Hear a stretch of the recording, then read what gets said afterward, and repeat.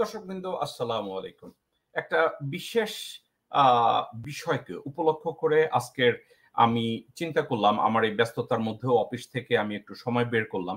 আপনাদের সাথে কয়েকটা ইনফরমেশন নিয়ে আমি একটু কথা বলি। বিষয়টা আজকের জন্য অত্যন্ত জরুরি।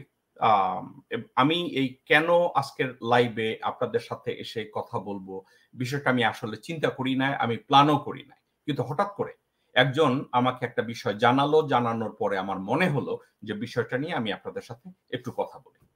বিষয়টা হলো ডক্টর ইউনূস।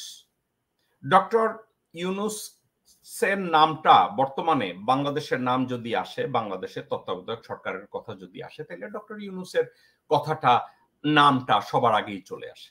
একজন বিশ্বখ্যাত শিক্ষাবিদ, অর্থনীতিবিদ, নোবেল বিজয়ী একজন মানুষের সাথে নামটা আসে, এটা বাংলাদেশের জন্য অত্যন্ত অর্থবহ। এবং পৃথিবীব্যাপী অনেক দেশের লোকজনরা যখন ডক্টর ইউনূসকে ব্যাখ্যা করে অত্যন্ত সম্মানের সাথে তার সম্পর্কে কথা বলে, তাকে নিয়ে আলাপ আলোচনা করে, তার সম্পর্কে মানুষ বিস্তারিত জানতে চায়। এখন পাশাপাশি ডক্টর ইউনূসকে দেশে কম্পিটিশন করছে, একটা লড়াই চলছে ডক্টর ইউনূসের বিরুদ্ধে, তার রেপুটেশনের বিরুদ্ধে, তার শিক্ষার বিরুদ্ধে, তার যোগ্যতার বিরুদ্ধে, তার সততার বিরুদ্ধে এবং সারা জীবন উনি যা কিছু অর্জন করেছেন এটাকে আন্ডারমাইন করার জন্য একটা গোষ্ঠী, যাদের শিক্ষাকে কোনো অবস্থাতে ডক্টর ইউনূসের সাথে সামঞ্জস্য করা যায় না, যাদের দূরদর্শিতাকে কখনো ডক্টর ইউনূসের সাথে সামঞ্জস্য করা যায় না, যোগ্যতা ভিত্তিক বিচারে আপনারা যদি পুঁথিগত বিদ্যার কথাও বলেন সেক্ষেত্রেও কোনো সামঞ্জস্য নাই। এখন এই লড়াইটা বাংলাদেশ থেকে কে করছে? কে করছে? আমি কথায় কথায় অনেকে বলেন, আমার কথাটায় অনেকের আপত্তি থাকে। কিন্তু আমি এই মুজিব শেখের মেয়ে, যাকে আমি বলি বাংলাদেশে নিযুক্ত ভারতীয় চুতমারানি হাসিনা শেখ, তার সাথে। এখন এই কথাটা আসলে আমার রাগের কথা না। যদিও আমার মুখভঙ্গিতে অনেক সময় রাগের একটা ভাব ফুটে ওঠে যে বাংলাদেশে নিযুক্ত ভারতীয় চুতমারানি। আমি এই কথাটা বলি তার সার্বিক আচার, ব্যবহার, কথাবার্তা, আলোচনা এবং তার মানুষকে যেভাবে অ্যাপ্রোচ করে, সাংবাদিকদের সামনে বসে যেভাবে নির্লজ্জ বেহায়ার মতো আচার-আচরণ করে, ঠিক এগুলো যখন আমি দেখি, তখন আমি এই হাসিনা শেখকে বাংলাদেশে নিযুক্ত ভারতীয় চুতমারানি ছাড়া আর আমি কোনো ভাষা খুঁজে পাই না যে কোন ভাষাটা আমি তার সাথে আমি যদি এড করাই সেক্ষেত্রে সঠিকভাবে জাস্টিফাই করা হয়। এখন বাংলাদেশী ভাই ও বোনেরা, আমি আপনাকে হাসিনা শেখের শিক্ষাগত যোগ্যতা নিয়ে একটু কথা বলি। হাসিনা শেখ মুজিব শেখের মেয়ে এবং স্বাধীনতা যুদ্ধের সময় বা তার আগে সে ম্যাট্রিক পাস করেছে, কোন এক জায়গা থেকে আইএ পাস করেছে। এখানে কথিত আছে তার ম্যাট্রিক এবং আইএ পাস পরীক্ষাটাও সে নিজে দেয়নি। ওকে, হয়তোবা আমি ধরেও নিলাম সে ম্যাট্রিক পাস পরীক্ষাটা সে নিজে দিয়েছে, ইন্টারমিডিয়েটটাও দিয়েছে। এখন আপনি বিএ পাসের সাবজেক্টটায় যদি আমরা আসি, মানে আমি আগে হাসিনা শেখের শিক্ষাগত যোগ্যতার বিষয়টা এজন্যই আনলাম, সে কম্পিট করছে বিশ্বখ্যাত একজন শিক্ষাবিদ এবং অর্থনীতিবিদ, নোবেল বিজয়ী একজন মানুষের সাথে সে কম্পিট করছে এবং সে যা তা বলছে তাকে অসম্মান করার জন্য। এখন আমি হাসিনা শেখের এই বিষয়টাকে, শিক্ষাগত যোগ্যতাটাকে যদি আপনি যদি টানেন, ম্যাট্রিক, ইন্টারমিডিয়েট পাস এবং তারপরে হাসিনা শেখ বলেছে, সে কখনো বলেছে সে ইডেন কলেজে লেখাপড়া করেছে, আবার বলে সে রোকেয়া হলে লেখাপড়া করেছে এবং বলে সে ৭২ বা ৭৩ সালে বিএ পাস করেছে, যখন তার বাবা জীবিত ছিল এবং তার ভাই শেখ কামাল এবং শেখ জামালরা পিস্তল হাতে ধরে হলে হলে যেত, মহিলাদেরকে বিরক্ত করত, তাদেরকে টেনে হিচড়ে গাড়িতে উঠিয়ে নিয়ে যেত ঠিক ওই মুহূর্তে। এবং হাসিনা শেখের এই বিএ পাস সার্টিফিকেট নিয়ে অনেক ক্ষেত্রে অনেকেই সন্দেহ পোষণ করেছে, কিন্তু এই সাবজেক্টটা নিয়ে কেউ কথা বলতে সাহস পায় না। কেন সাহস পায় না? কে কথা বলবে ভাই?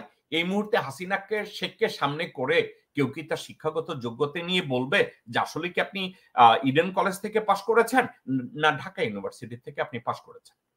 কথাটা তো আসতে পারে। ওকে, তো সেক্ষেত্রে আমি হাসিনা শেখের একটা সার্টিফিকেট, তার অরিজিনাল বিএ পাস সার্টিফিকেটটা আপনারা আমার স্ক্রিনে এখন দেখতে পাচ্ছেন। এখানে আপনি একটা জিনিস দেখেন, সে এখানে দেখাচ্ছে যে 1973 সালে, আপনারা খুব ভালোভাবে দেখেন, আমি আমার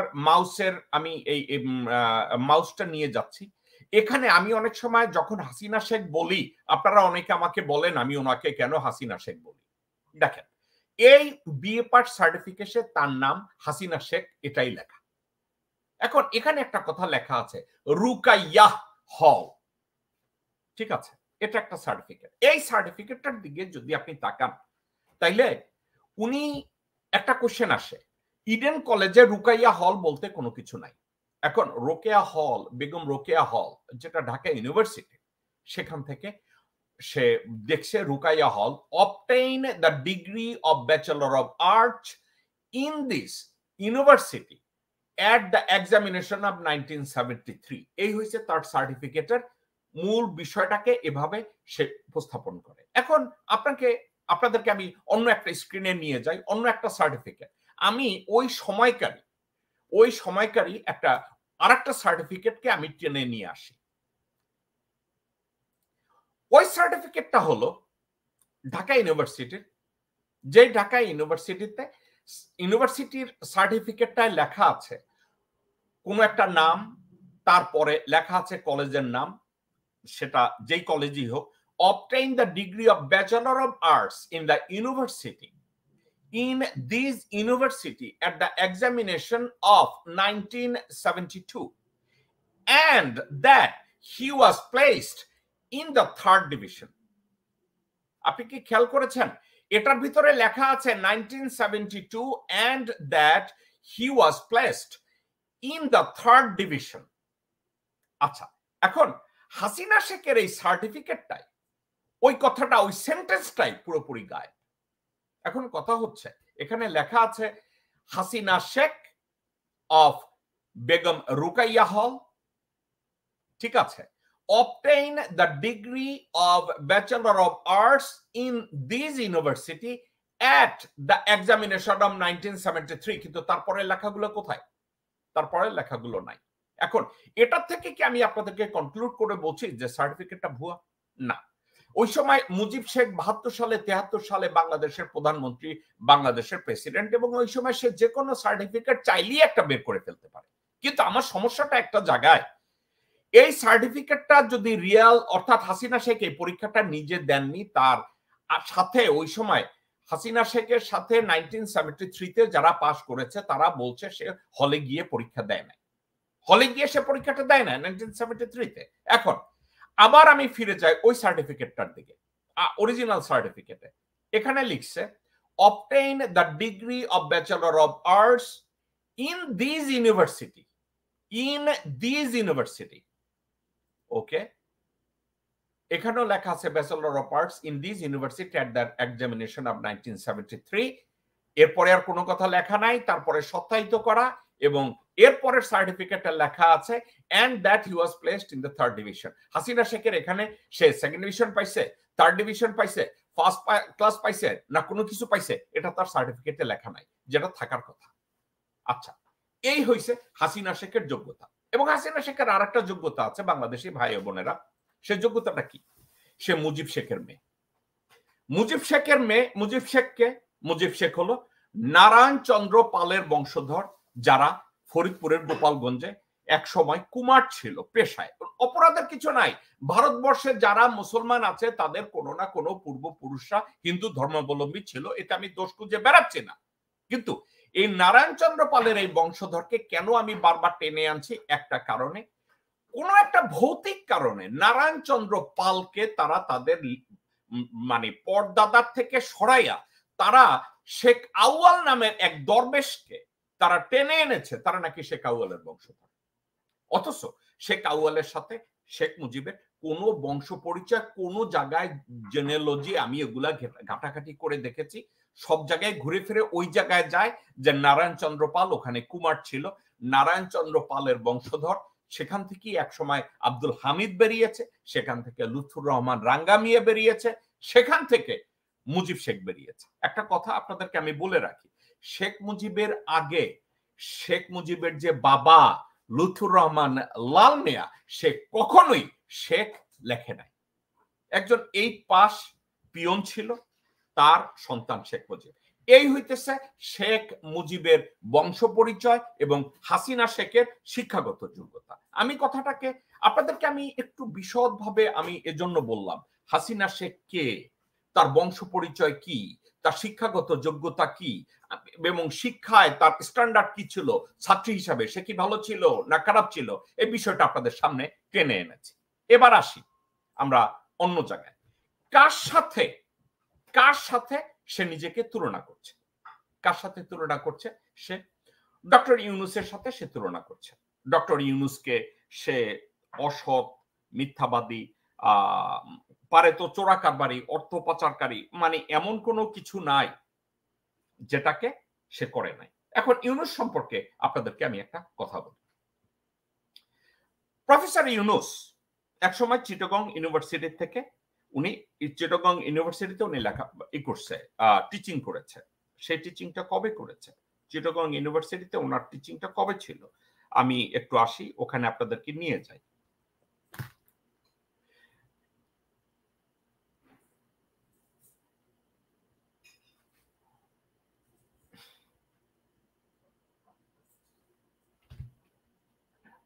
প্রফেসর ইউনূস 60-এর দশকে উনি চিটাগং ইউনিভার্সিটিতে উনি করেছে, লেখাপড়া করিয়েছেন, এবং লেখাপড়া করার পরে উনি আমেরিকার একটা স্কলারশিপ পেয়েছেন। ওই স্কলারশিপটা ছিল ফুলব্রাইট স্কলারশিপ। আমি আপনাদেরকে একটু বলে রাখি, ফুলব্রাইট একটা প্রচন্ড প্রেস্টিজিয়াস একটা স্কলারশিপ আমেরিকায়। এই ফুলব্রাইট স্কলারশিপটা নামকরণ করা হয়েছে আরকানসার একজন বিখ্যাত রাজনীতিবিদ, প্লাস উনি ছিলেন একজন সিনেটর, তার নাম ছিল জেমস ফুলব্রাইট। জেমস ফুলব্রাইটের নামে যখন স্কলারশিপটা করা হয়, আপনাদেরকে আমি জানানোর জন্য আপনাদেরকে আমি বলে রাখি, জেমস ফুলব্রাইট সে কিন্তু এই ফুলব্রাইট স্কলারশিপটা এও পাইছে, ওটাকে কি বলে, প্রেসিডেন্ট বিল ক্লিনটনও পেয়েছিলেন ফুলব্রাইট স্কলারশিপটা। আমি একটা জিনিস আপনাদেরকে দেখানোর জন্য আমি খুঁজছি, সেখানে আমি ব্যাক করতে চাচ্ছি।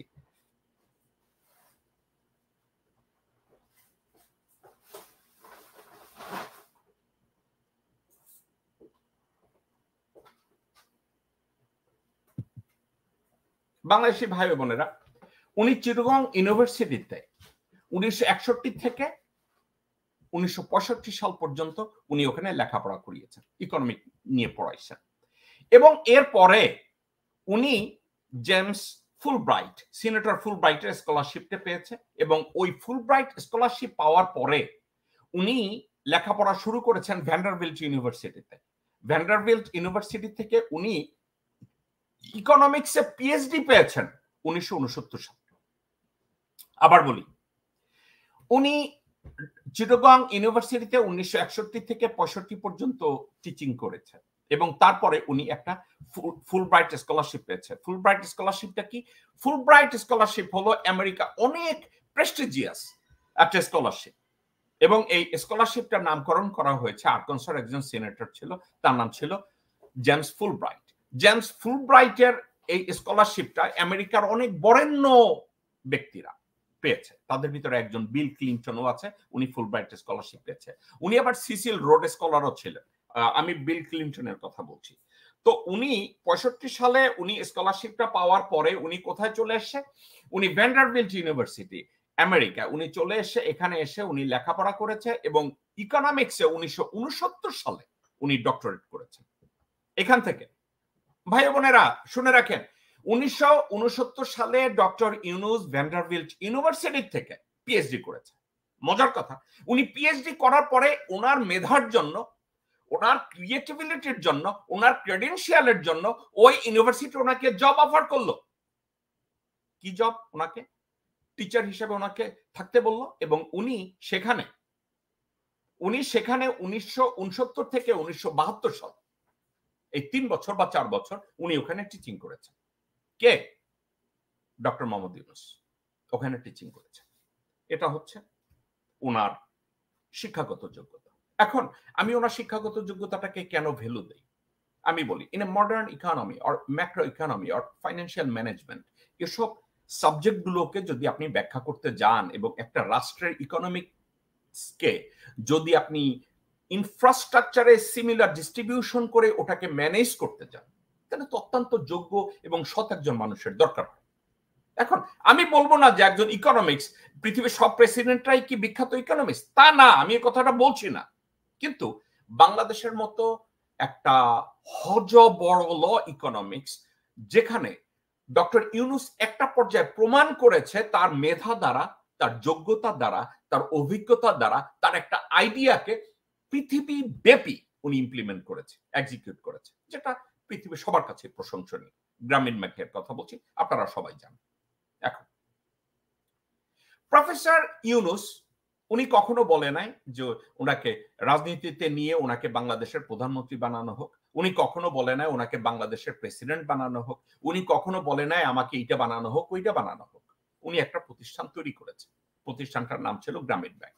এখন আমাদের বাংলাদেশিদের পরশ্রীকাতরতা, হিংসা এবং লোভ, আমরা কোনো মানুষের ভালো দেখলে আমরা ওটাকে টেনে হিচড়ে নামানোর জন্য আমরা এমন কিছু নাই যে আমরা করি না।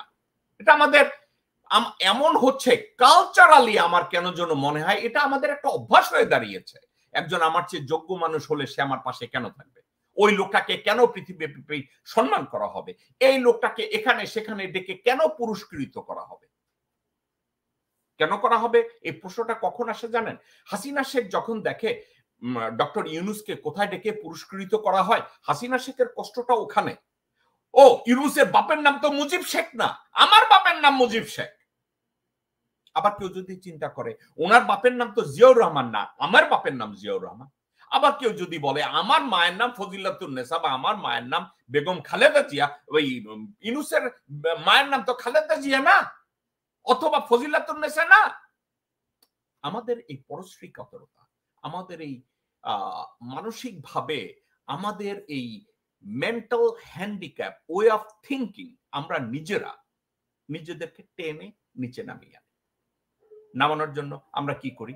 প্রফেসর ইউনূসকে কিভাবে নিচে নামানো যায়। ভদ্রলোক এক সময় হঠাৎ ওনার মাথায় এসে, যেমন এসে আন্ডার প্রিভিলেজড বাংলাদেশিদেরকে উনি ফাইন্যান্সিয়ালি বা ইকোনমিক্যালি তাদেরকে একটু ডিপেন্ডেন্ট বানানো যায় কিনা, ইন্ডিপেন্ডেন্ট বানানো যায় কিনা, উনি কি চিন্তা করলেন? উনি গ্রামীণ ব্যাংক লঞ্চ করলেন। গ্রামীণ ব্যাংকটা লঞ্চ করে উনি বাংলাদেশের গরিব শ্রেণীর মানুষদেরকে কর্পোরেট বিহেভিয়ারটা উনি শেখানোর চেষ্টা করেছেন, ছোট্ট লোন দিয়ে তাদেরকে দিয়ে একটা ব্যবসা প্রতিষ্ঠান তৈরি করে। তারপর ওনার উপরে কি বদনাম দেওয়া হলো? ও, উনি লোন আদায় করতে গিয়ে দিতে পারে না, এর জন্য অনেক লোক গলায় রশি দিয়ে মরেছে, এই জন্য অনেককে অপমান করেছে। বাংলাদেশি ভাই ও বোনেরা, আপনাদেরকে আমি একটা কথা বলি, হোয়াট ইজ কর্পোরেট রেসপন্সিবিলিটি? বাংলাদেশের কর্পোরেট বলতে যা আছে এগুলো জাস্ট মানুষের পাতানো একটা ফালতামি ছাড়া, ইডিয়সি ছাড়া আর কিছু না। কর্পোরেট রেসপন্সিবিলিটি যদি একজন ব্যক্তির ভিতরে তৈরি করা না যায়, কর্পোরেট রেসপন্সিবিলিটিটা এমন একটা কথা না যে গরিবরা এটা মানবে না আর ধনীরা এটা মানবে, অথবা ধনীরা এটা মানবে না গরিবরা এটা মানবে। সাবজেক্ট এটা না। কর্পোরেট রেসপন্সিবিলিটি হলো নিম্ন আয়ের একজন মানুষকে, অত্যন্ত গরিব একজন মানুষকে আমরা যদি কর্পোরেট বিহেভিয়ারের সাথে অ্যাডজাস্ট করাইতে পারি, তাহলে ওই গরিব লোকটা এক সময় পোলার আইসক্রিম বানাইয়া আমানুল্লাহ খান হবে। আমানুল্লাহ খান অশিক্ষিত একজন মানুষ, কিন্তু সে যখন ব্যবসায় সফল হয়েছে, সে কিন্তু আমানুল্লাহ খান হয়েছে। সে টোবাকো ইন্ডাস্ট্রি করেছে, সে পোলার আইসক্রিম বানিয়েছে। এটা একটা কথা। আরেকটা কথা, প্রফেসর ইউনূস গ্রামীণ ব্যাংক বাংলাদেশে কোটি কোটি মানুষকে লোন দিয়েছে। এই কোটি মানুষের মধ্যে হয়তো 100 মানুষ অত্যন্ত খারাপ অবস্থায় কর্পোরেট দায়িত্বটা পালন করতে পারে না, ইমোশনালি ইমব্যালেন্স হয়েছে, কাউকে কোথা থেকে কেউ নিজেরা মারামারি করেছে, আত্মহত্যা করেছে, বা কোথাও অসুস্থ হয়েছে বা লজ্জা পেয়েছে। এখন 1 কোটি মানুষের ভিতরে লোন দেওয়ার পরে যদি 10 থেকে 15 জন বা 100 জন ওখানে কোনো না কোনো ভাবে মিসহ্যান্ডেলড হয়ে থাকে, এই জন্য ডক্টর ইউনূসকে দোষ দেওয়া কতটা লজিক্যাল? বাংলাদেশি ভাই বোনেরা, আপনারা নিজেদের কাছে নিজেরা একটু চিন্তা করে দেখুন। আমেরিকার মতো জায়গায় কোনো একটা লোক আন্ডার প্রিভিলেজড তারা যদি কোনো জায়গা থেকে ক্রেডিট নেয় এবং ওই ক্রেডিট পেমেন্টটা না করতে পারে, আপনারা কি জানেন তারা কি করে? তারা সারা জীবনের জন্য তাদের সোশ্যাল সিকিউরিটিতে এমন একটা জাজমেন্ট তার ওই সোশ্যাল সিকিউরিটির এগেনস্টে দাঁড় করায়, তার ক্রেডিট হিস্ট্রিটাকে কমপ্লিটলি ড্যামেজ করে দেয়। সে জীবনে গাড়ি কিনতে পারে না, সে জীবনে কোথাও ক্রেডিট পায় না, সে কোনো জায়গায় গিয়ে ভালো একটা চাকরি পায় না। আর আপনারা বাংলা আর তখন এই আমেরিকায় বসে ওই গরিব সম্প্রদায় রাস্তায় ঘুমায়, তারপরেও তারা কোথাও কমপ্লেন করার সুযোগ পায় না যে আমি মাত্র $100 লোন নিয়েছি, এজন্য আমার জীবনটা নষ্ট করে দিয়েছে। কিন্তু বাংলাদেশে আমরা এই কান্নাকাটি গুলা করি, ও গ্রামীণ ব্যাংকের আমরা লোন দিতে না পারায় অনেকে হয়তো জীবন দিয়ে ফেলেছে। আরে ভাই, তুমি লোন নিয়েছো, লোন পেমেন্ট করবা না? This is responsibility, corporate responsibility. এবং ডক্টর ইউনূসের গোল কি ছিল? নিম্ন, একেবারে নিম্ন পর্যায়ের লোকজনদেরকে কর্পোরেট ওয়ার্ল্ডে নিয়ে আসে। এটা হচ্ছে প্রফেসর ইউনূসের গ্রামীণ ব্যাংকের হিস্ট্রি। আমি এখানে ডক্টর ইউনূসকে ডিফেন্ড করার জন্য আমি এখানে আসি না, আমি এসে কয়েকটা কম্প্যারিজন দাঁড় করানোর জন্য। কম্প্যারিজনটা কি? গতকালকের হাসিনা শেখ, আপনারা জানেন যে বাংলাদেশের সুষ্ঠু ও নিরপেক্ষ একটা নির্বাচনের জন্য আমেরিকান এবং ইউরোপিয়ানদের একটা প্রেশার আছে বাংলাদেশের উপরে। হাসিনা শেখ যাননি এমন কোন জায়গায় নাই। হাসিনা শেখ ভারতের কাছে ধর্ণা দিয়েছে, চায়নার কাছে ধর্ণা দিয়েছে, রাশিয়ার কাছে ধর্ণা দিয়েছে, ইউরোপিয়ানদের কাছে ধর্ণা দিয়েছে। এমন কোন দেশ তার আওতায় ছিল না যাদের কাছে সে গিয়ে ধর্ণা দেয় না। ধর্ণা দিয়ে উনি কি করেছে? সবার কাছে বিড়বিড় করেছে, সবার কাছে মাপ চেয়েছে, সবার কাছে সাহায্য চেয়েছে, ওনার ক্ষমতাটাকে যেন দীর্ঘায়িত করা হয়। এখন উনার জন্য এটা অত্যন্ত কষ্টের কথা। আমি মুজিব শেখের মেয়ে, আমি ভুয়া বিএ পাস করছি না রিয়েল বিএ পাস করছি, দ্যাটস নট দ্য ইস্যু। আমি বিএ পাস করছি, আমাকে এখন এখানে কন্টিনিউ করতে দিবে না, মানে এটা তার অভিযোগ। এখন এই জন্য উনি ইন্ডিয়ার বিভিন্ন ভাবে সবার কাছে হাত পা ধরেছে। ক্ষমতায় থাকার জন্য উনি আবার কি করেছে? দেশবাসীর উপরে স্টিম রোলার চালিয়েছে। ঠিক আছে, স্টিম রোলার ওখানে তৈরি চালিয়েছে কাদের উপরে? জনগণকে কথা বলতে দিবে না, এজন্য উনি ডিজিটাল অ্যাক্ট করেছে। কেউ যদি উনার নীতি বিরোধিতা করে তাকে গুম করা হয়েছে, গুম করে বাংলাদেশেও রাখা হয় না, তাকে ভারতে পাঠিয়ে দেওয়া হয়েছে। ঠিক আছে, এবং দেশের আলেম সম্প্রদায়কে নিগৃহীত করার জন্য, মুসলমান ধর্মটাকে অসম্মান করার জন্য, নিশ্চিহ্ন করে দেওয়ার জন্য কাশ্মীরে যেভাবে ভারতীয়রা মুসলমানদেরকে ধর্ষণ করে, গুম করে, কারি বেঁধে, সবাইকে একত্রে বেঁধে হাজতে পড়ে, হাসিনা ঠিক ওই কাজটা করেছে বাংলাদেশে, যেখানে 90-91% মুসলিম জনগোষ্ঠী। ইসলামিক স্কলারদেরকে টেনে টেনে তাদেরকে হাজতে ঢুকানো হয়েছে। 5 জন জামাতে ইসলামের বরেণ্য নেতা যারা সৎ ছিলেন, ভালো ছিলেন, যারা ব্যক্তি হিসাবে সলিড ছিলেন, তাদেরকে মেরে ফেলেছে। সর্বশেষ আল্লামা দেলোয়ার হোসেন সাইদিকে হাজত থেকে মুক্তির কথা বলে হাজত থেকে বের করে তাকে ইনজেকশন দিয়ে পয়জন করে তাকে মেরে ফেলা হয়েছে। আর্টিফিশিয়ালি তাকে হার্ট অ্যাটাক করানো হয়েছে, আর্টিফিশিয়ালি তাকে মেরে ফেলা হয়েছে। তার জানাজা পর্যন্ত ঢাকায় করতে দেওয়া হয়নি। আচ্ছা, এই পর্যায়ে গেছে। পরবর্তীতে উনি পৃথিবীব্যাপী ঘুরে ফিরে সব জায়গায় গিয়েছেন এবং গিয়ে বিভিন্ন জায়গায় কি করেছেন? বিড়বিড় করেছেন, বলেছেন ওনাকে ক্ষমতায় রাখা হোক। ভারত বাংলাদেশকে কখনোই ভারত বাংলাদেশকে উপরে উঠতে দিবে না। হাসিনাকে তারা বলেছে তোমরা তোমাদের স্থল এবং নৌ বন্দরগুলো আমাদের ব্যবহার করার সুযোগ দাও, এটা যদি দাও তোমাদেরকে আমরা ব্রিক্সের মেম্বার বানিয়ে দেব। যদিও ব্রিক্সের মেম্বারশিপে বাংলাদেশের অর্থনীতির কোথাও কোনো উপকারে আসবে না বা কাজে আসবে না। হাসিনা শেখ কি করলো? হাসিনা শেখ এবং তার আশেপাশের 5-8টা লোকজনরা বাংলাদেশি ভাই বোন আপনাদেরকে বুঝালো যে আমরা ব্রিক্সের মেম্বারশিপ খুব তাড়াতাড়ি পাচ্ছি। কিন্তু আপনারা কেউ কখনো এটা নিয়ে সামনে কি একটু লেখাপড়া করেছেন যে আসলে এই ব্রিক্সের মেম্বারশিপ পেলে বাংলাদেশের ইকোনমি কি করে ডেভেলপ হবে? ব্রিক্সের এই মুহূর্তে ফাইন্যান্সিয়াল ওই ক্যাপাসিটি আছে কিনা বাংলাদেশের জন্য যে তারা অর্থনৈতিক সাহায্য দেবে, এমন কিছু আছে এই মুহূর্তে?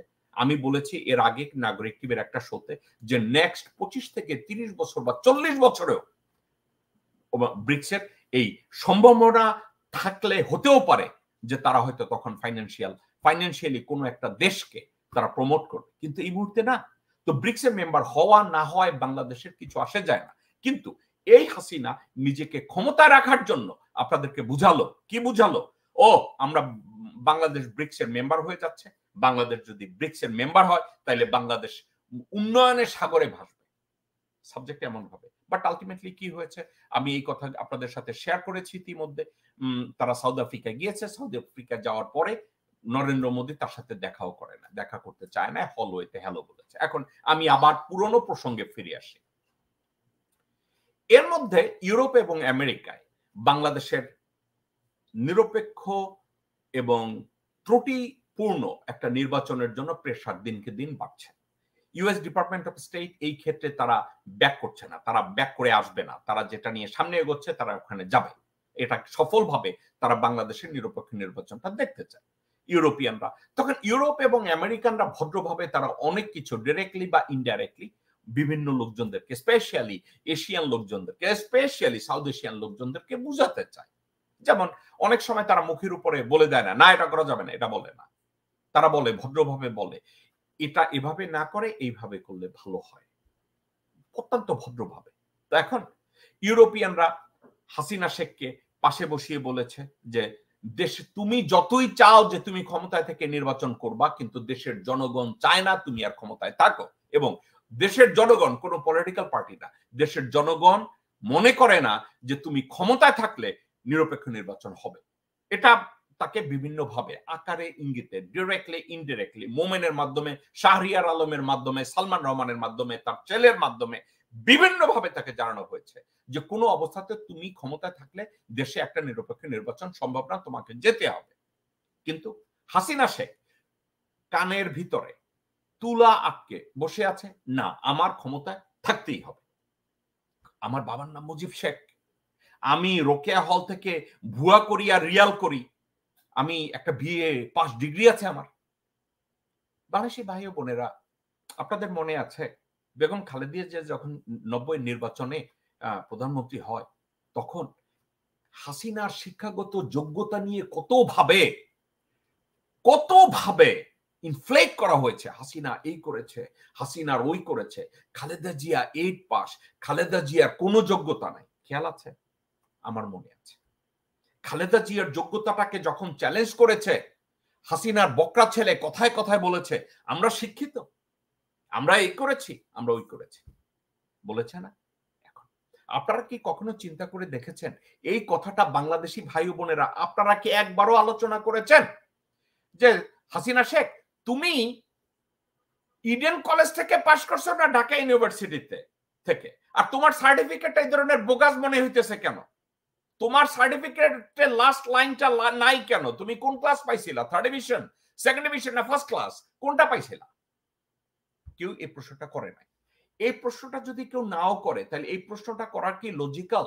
যে তোমরা নিজেদেরকে শিক্ষিত শিক্ষিত শিক্ষিত এবং ডিগ্রিধারী বলছো, বিএনপির বেগম খালেদা জিয়া কিছু করে না, লেখাপড়া করে না, তারেক জিয়া লেখাপড়া করে না, তোমরা করছো, তাহলে তোমাদের আন্ডারে বাংলাদেশের ইকোনমি এত খারাপ কেন হইল?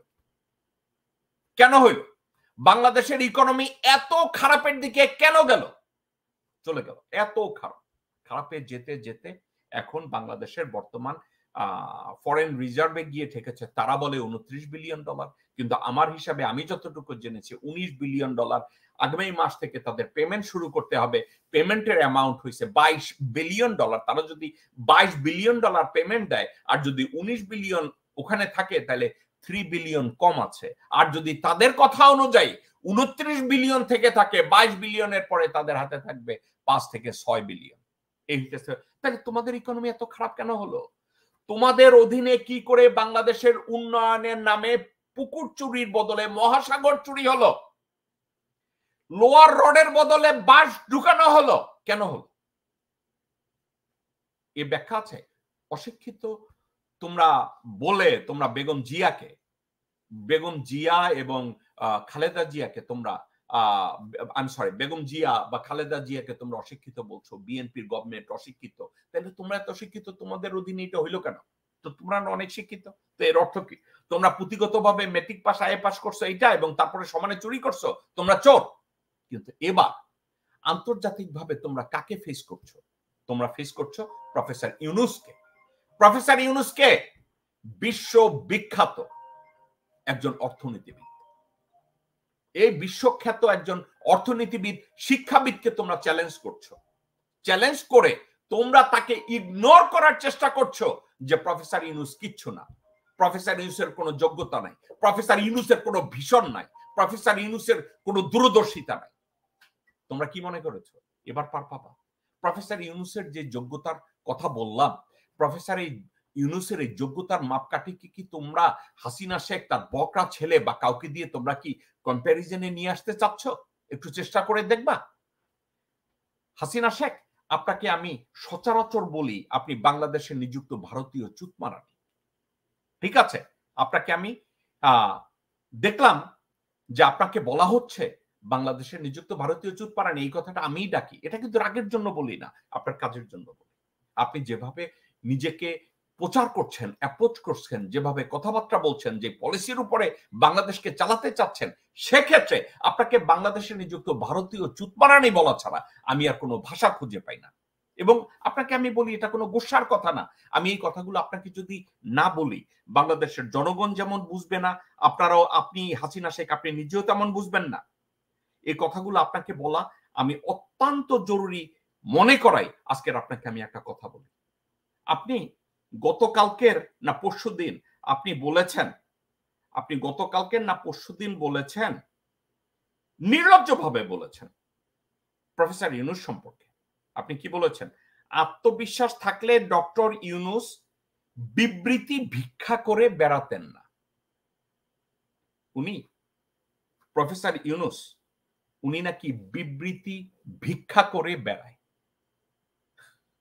হাসিনা শেখ, ডক্টর ইউনূস বিবৃতি ভিক্ষা করে বেড়ায় কেন বলেছে? বাংলাদেশি ভাই বোনেরা কেন বলেছে আপনারা কি জানেন? পৃথিবীর 160 জন বরেণ্য নেতা, বরেণ্য মানুষ 160 জন ওপেন একটা চিঠি লিখেছে। কি চিঠি লিখেছে? বাংলাদেশে নিরপেক্ষ যেন একটা নির্বাচন হয় এবং ওই নির্বাচনে বাংলাদেশের জনগণ যেন সঠিকভাবে ভোটাধিকার প্রয়োগ করতে পারে, বাংলাদেশের জনগণ যেন দেশটাকে একজন যোগ্য নেতার নেতৃত্বের কাছে তুলে দিতে পারে, দেশটা যেন সামনের দিকে আগায়। তা আপনি কি বলছেন? ডক্টর ইউনূস বিবৃতি ভিক্ষা করে বেড়ায়, আপনি কথাটা বলেছেন। আসলে আপনার মতো একজন ভারতীয় চুতমারানির কাছ থেকে এর চেয়ে ভালো কিছু আমি বা দেশের নরমাল কোনো মানুষজনকে আশা করতে পারে? হাসিনা শেখ, আমি এবার পৃথিবীব্যাপী, আপনি এবং প্রফেসর ইউনূস সেম দেশ আপনারা ঘুরেছেন, ওখান থেকে আপনি এবং প্রফেসর ইউনূস সম্পর্কে কি মন্তব্যগুলো এসছে, ওই মন্তব্যগুলো আমি দর্শকবৃন্দ আপনাদের সাথে শেয়ার করতে চাচ্ছি। আমি উদাহরণ দিই আপনাকে। প্রফেসর ইউনূস জাপানে গিয়েছে, হাসিনা শেখও জাপানে গিয়েছে।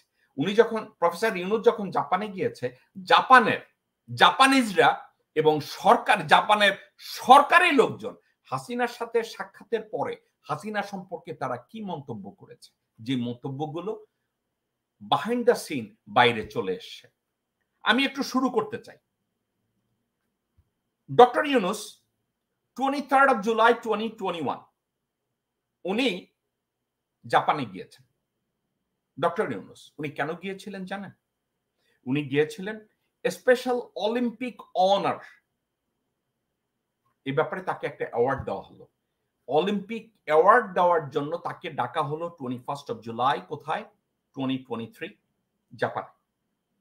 23rd of July, নো 2021 তাকে ডাকা হলো। অলিম্পিক অ্যাওয়ার্ড ওখানে দিল, জাপানের প্রধানমন্ত্রী সহ অলিম্পিকের চেয়ারম্যান বা প্রেসিডেন্ট তারা ওখানে গিয়ে তাকে অনার করেছে। কাকে? ডক্টর ইউনূসকে। উনি ওখানে বিবৃতি ভিক্ষা চাওয়ার জন্য যায় না, ওনাকে ডাকা হয়েছে অনার করার জন্য। এখন আপনি হাসিনা শেখ ভারতে গিয়েছেন এপ্রিল 25, 2023। বাংলাদেশি ভাই বোনেরা, আপনারা কি জানেন হাসিনাকে জাপানে উনি যখন ভিজিট করে এসছে, জাপানি অফিসিয়ালরা ওনার সাথে মিটিং এর পরে জাপানি ভাষায় তারা হাসিনাকে বলেছে, জানগুরু কারা কিতা নেজুমি। আমি একটু অবাক হয়েছি, আমার জাপানি শব্দটা আমি যদি ভুলভাবে উচ্চারণ করি আমাকে মাফ করবেন। কি বলছে? জানগুরু কারাকিতা নিজুমি। আমি চিন্তা করছিলাম এটার আসলে অর্থ কি।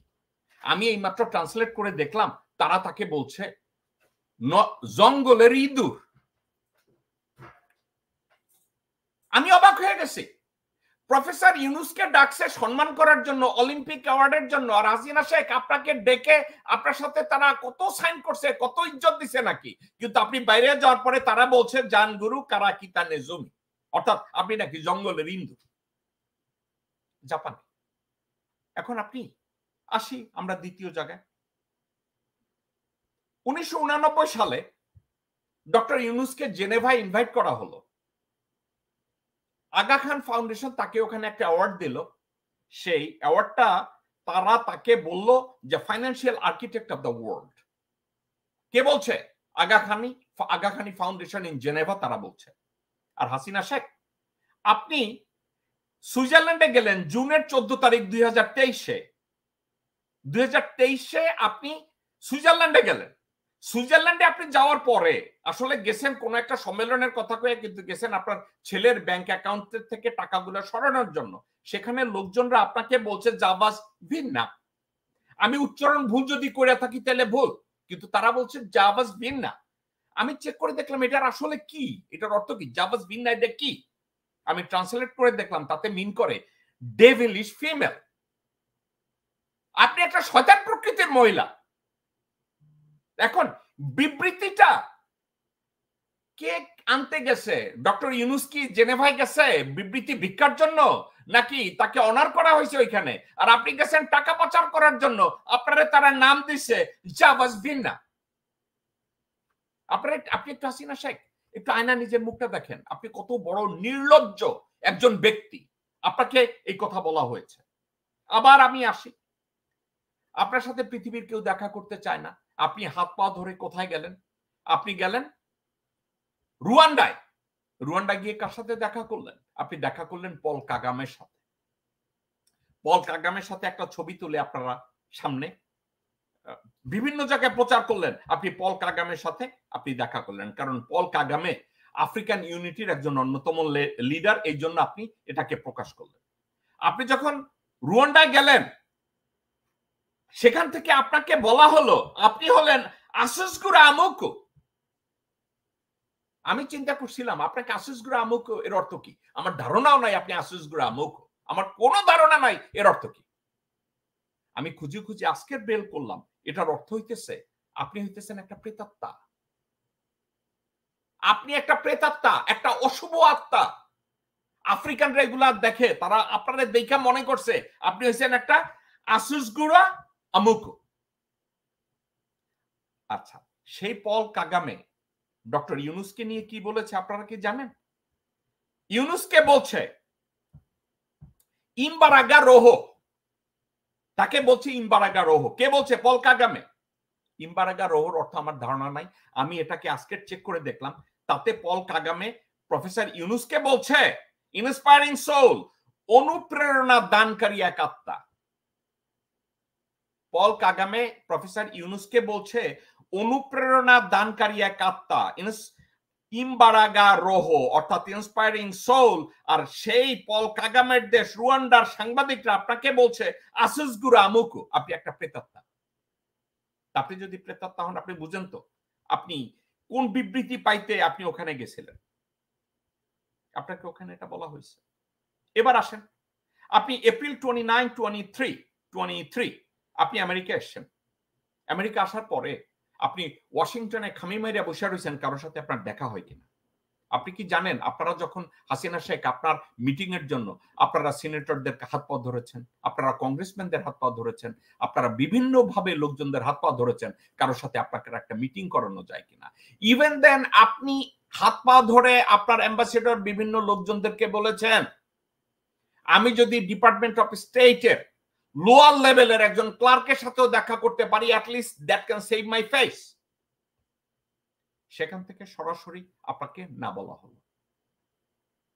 লুর অফিস থেকে আপনার সম্পর্কে যখন বলা হলো, সেই ক্ষেত্রে ওখান থেকে বলা হলো she just a criminal by born.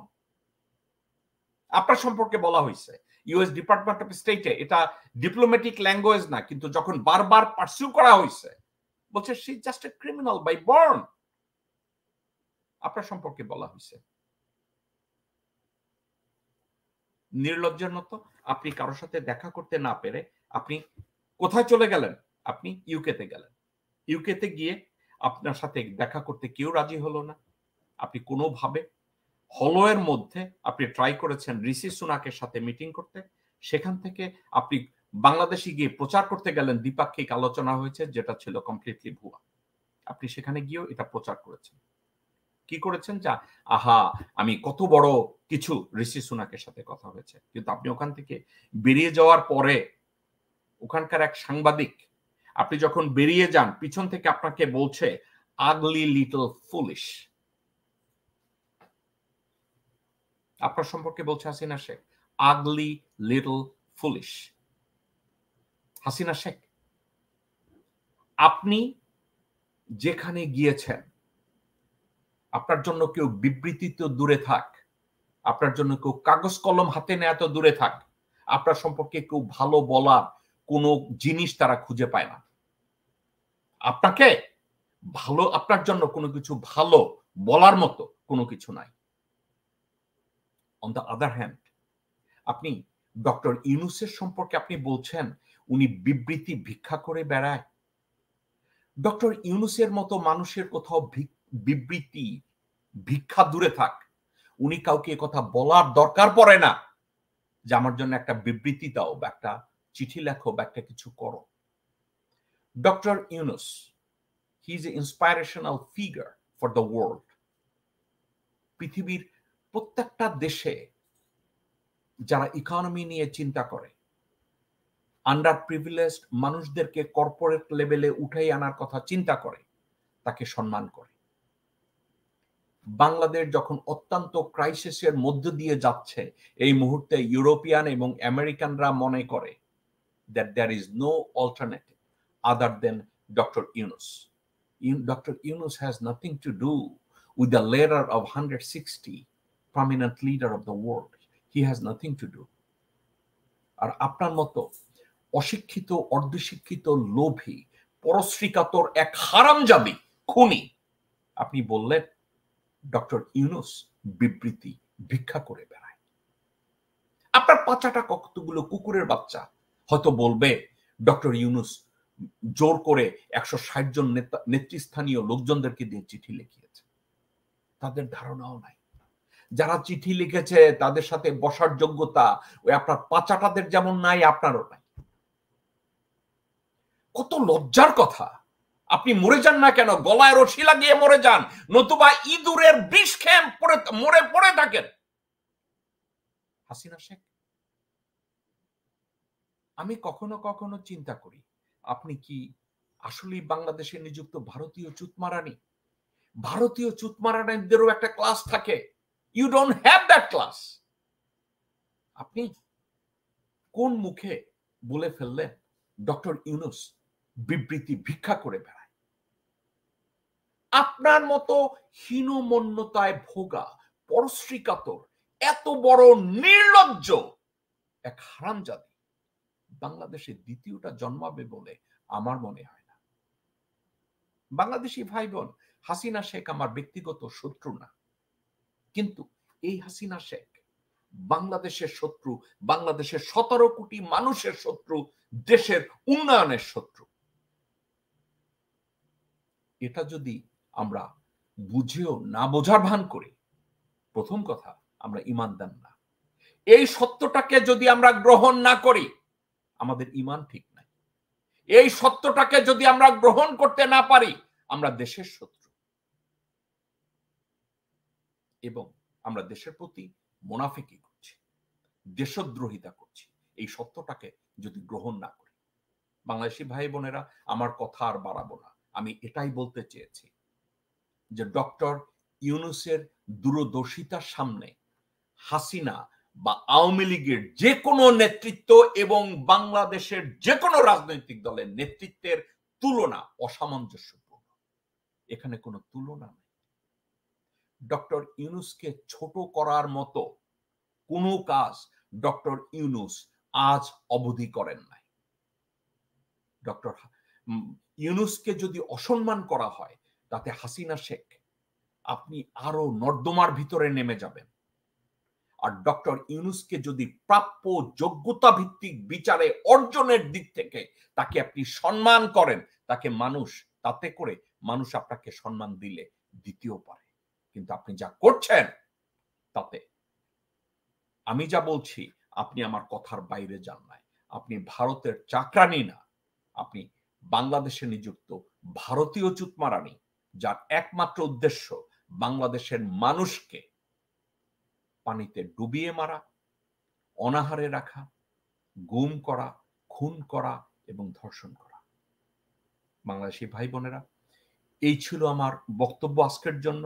আপনাদের সাথে ভবিষ্যতে আবার কথা হবে ইনশাল্লাহ, অন্য একটা বিষয়ে আপনাদের সাথে আবার কথা বলবো। আপনারা সবাই ভালো থাকুন, সুস্থ থাকুন। খুদা হাফেজ।